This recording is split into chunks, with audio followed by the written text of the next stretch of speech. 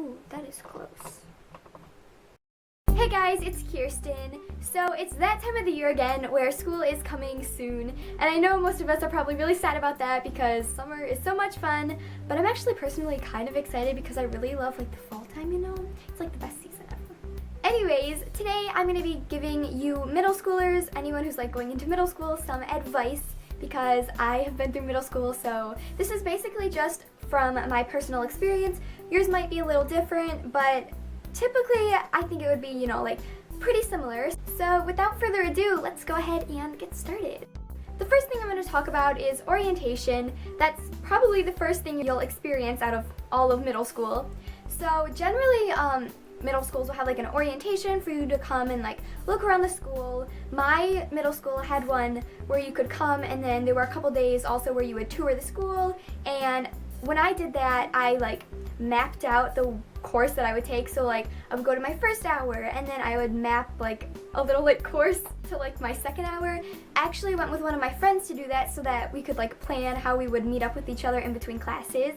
And definitely don't be nervous about getting lost. I know that was one of the big things for me, was I thought I was gonna be late to every single class and that I was just gonna like not know where to go. So that's why I definitely suggest going to orientation or going to tour the school if you have the option of doing that, because it'll really help you like figure out where to go and know your course and everything like that. I wrote this stuff down because I knew I was gonna forget. Kind of going along with like mapping out your course and everything, you're gonna have a certain amount of time in between classes to get from one to another, and a lot of teachers, especially at my school, would tell you to use the bathroom during passing time. If you have enough time to do that, do that. But personally, I didn't have enough time because I'd have one class on one side of the school, I'd have to get to my locker and go to another class on the completely other side of the school. So it took like the whole time just to get from back and forth. So what I did, which I would suggest you doing too, is once I would get to my class, I would get there before the bell would ring, and I would just tell the teacher that I was going to the bathroom so that if I came back late, he or she wouldn't care as much, because you know, they know you're at the bathroom and stuff like that. That worked out pretty well for me, and I would definitely suggest doing that.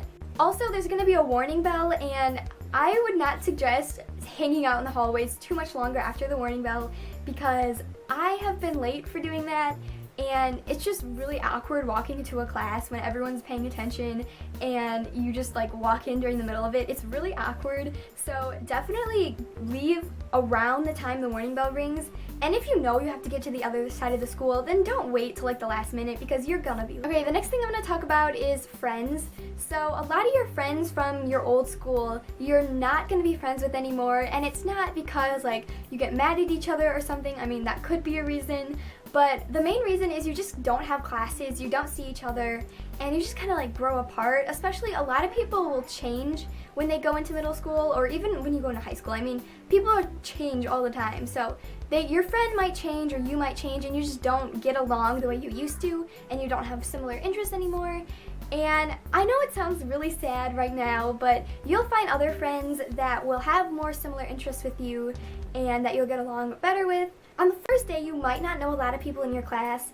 I know I had a class and I knew absolutely nobody in it, but what I would really suggest doing is, if you see someone who you think you might be good friends with or something like that, go up to them, compliment their outfit, something that they're wearing, either their shirt or their shoes, something like that. And then, you know, just be like, hey, I'm Kierstyn. And they'll be like, hey, I'm Rachel. It's just a made up name.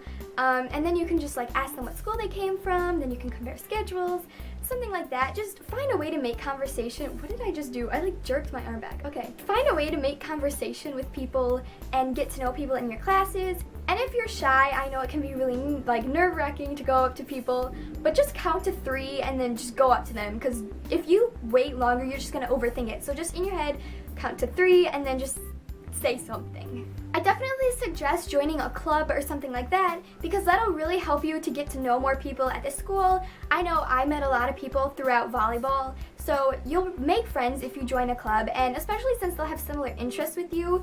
And, you know, if they're joining this club and you're joining that club too, then obviously you have something in common and you have something to talk about.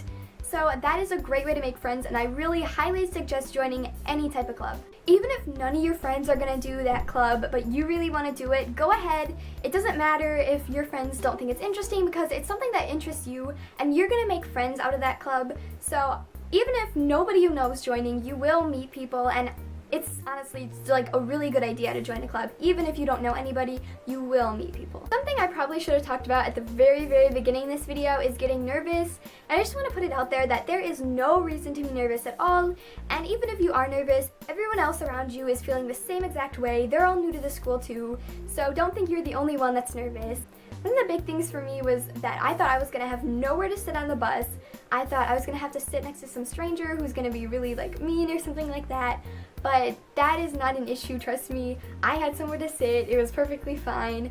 And you know, chances are you would know someone on the bus. And this is really just, if you don't ride the bus, then this part doesn't really apply to you.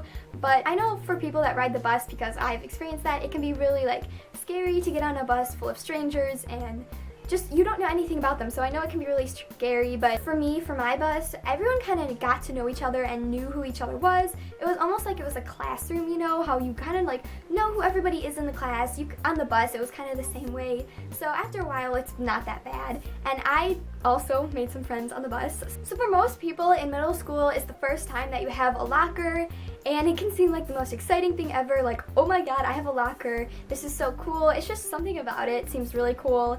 They're not that exciting. They get really messy. My locker had a ton of papers at the bottom that I had no idea how they even got there.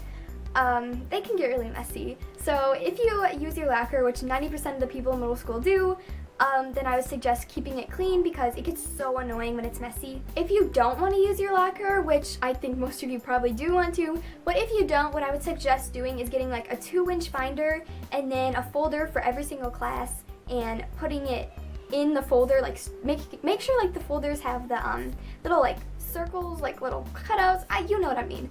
You can put that into your binder, and then you don't have to use your locker at all, which I guess kind of leads into my next topic, which is like stuff to bring. So when I was going to middle school, I had no idea what to pack.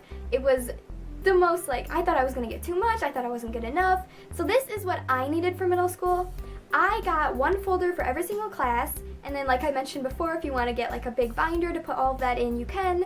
Or you can just get like all those folders plus one folder for homework. You will need pencils. I suggest getting a really big pack of pencils and keeping them in your locker, because if you bring them everywhere with you, people are just going to ask to use them and you're going to run out within a week. So keep them in your locker. I like having my own personal pencil sharpener, but it's not necessary because every classroom will have a pencil sharpener in it. Get an eraser, because your eraser on your pencil is gonna just like disappear. And pencil toppers I really hate because they just like break, at least for me, they just break off and it sucks. A composition book and a notebook, get both of those.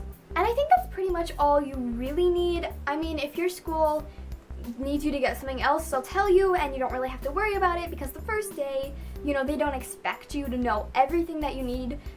So if you do need anything else, they will tell you. The last thing I have to talk about is study habits. So at the very beginning of the year, I was so good at getting all my homework done. But later in the year, what I used to start to do was I would do like half my homework at home and half of it in first hour, which is horrible, and you seriously do not want to do that because it's so stressful. And if your teacher catches you doing that, they're just going to take your homework away. It's just a bad idea all around. So I really suggest that you get all your homework done at home. And if you're doing if you're doing after school activities, then do it before your activity or after your activity, depending on the time, because it is just so stressful when you don't get it all done. That's everything I have to talk about for this video. If you guys have any questions about middle school or anything like that, you can go ahead and leave them in the comments down below and I will reply to everyone that I can. There are some comments though, like where they don't have a reply button, so I can't reply to them, but for the most part, if you have a reply button, I will reply to you. So go ahead and leave those questions down below, and seriously, you ask anything. I will give you guys advice on anything. So yeah, if you guys did enjoy this video, make sure to give it a thumbs up, subscribe if you would like to see more of my videos, and I will see you in the next one. Bye!